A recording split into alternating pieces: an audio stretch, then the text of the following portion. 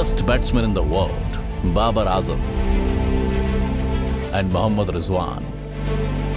Best finisher, Asif Ali. And finally, the best bowler, Haris Rauf. तो हमारे पास क्या है भाई? ये दिवाली के लिए रखा है क्या? और हमारे पास क्या है?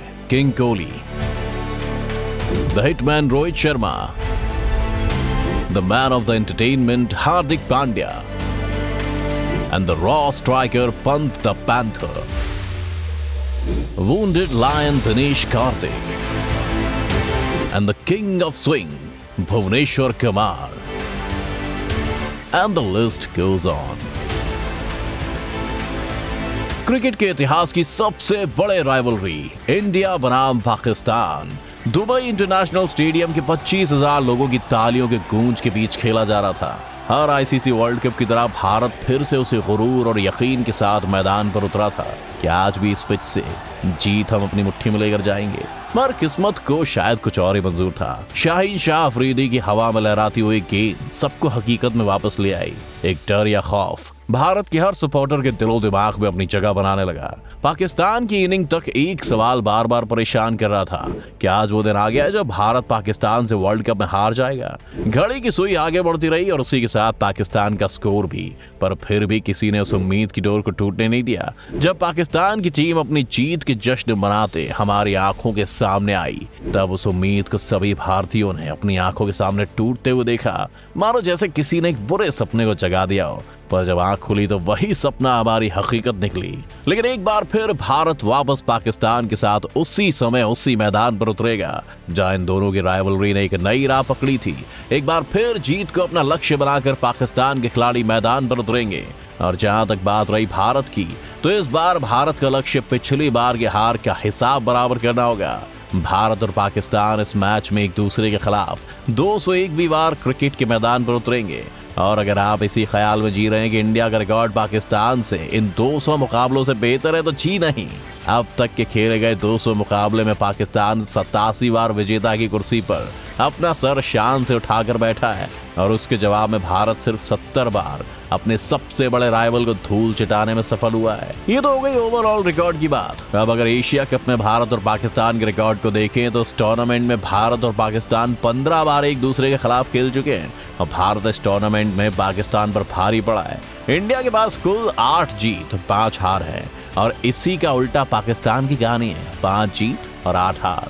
अब वापस से मैच पर आए तो करीबन 1 साल पहले भारत उसी पिच पर उतरा था जहां पर पाकिस्तानी पेसर्स के स्विंग को समझने में भारतीय बल्लेबाज मात खा गए थे। बॉल किस तरफ स्विंग करेगी, कहां टप्पा खाएगी, ये एक ऐसी पहेली बन गई थी जिसका जवाब सिर्फ और सिर्फ पाकिस्तानी बल्लेबाज ही जानते थे।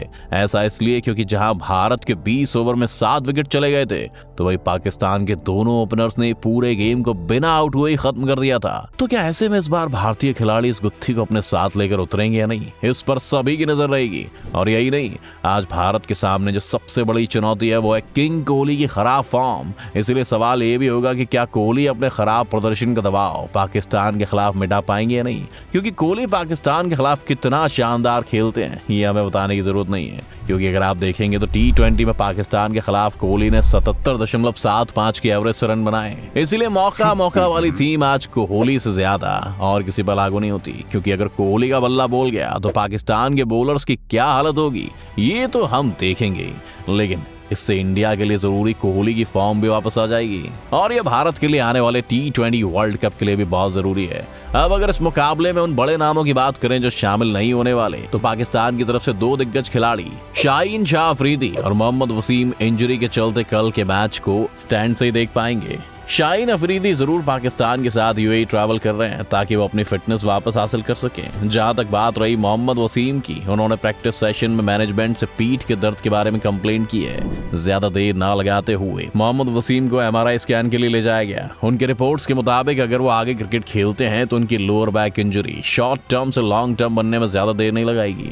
तो ऐसे में अपने 2 बड़े सितारों के ना होने के बावजूद भी पाकिस्तान की बॉलिंग लाइनअप अभी भी वही दम रखती है। हैरिस रॉफ, हसन अली और नसीम शाह जैसे तेज गेंदबाज इतनी काबिलियत रखते हैं जिससे वो भारत की ओपनिंग ऑर्डर को पावर प्ले में सांस लेने तक की जगह न दें। अब भारत की बात करें तो भारत के लिए जसप्रीत बुमराह और हर्षल पटेल का ना होना कड़ी मुश्किलें खड़ी कर सकता है। बुमराह के तेज तर्रार शुरुआती ओवर और हर्षल की मिडिल ओवर में स्लो ऑफ कटर भारत के बॉलिंग डिपार्टमेंट के बीच बैलेंस बनाकर रखने का काम करते थे। इसीलिए बुमराह और पटेल का टीम में ना होना भारत की गेंदबाजी को कुछ हद तक कमजोर जरूर कर देगा, लेकिन कौन भूल सकता है कि पाकिस्तान के खिलाफ अपना डेब्यू करने वाले भुवनेश्वर कुमार को, जिन्होंने अपनी पहली स्विंग बॉल पर मोहम्मद हफीज को बोल्ड किया था। इसीलिए जब बात पाकिस्तान के खिलाफ खेलने की हो तो भुवनेश्वर हमेशा से टीम में स्विंग मास्टर के तौर पर एक किफायती विकेट लेकर बॉलर साबित होते हैं और इस बार भी पूरे देश की नजरें भूवी पर ही होंगी।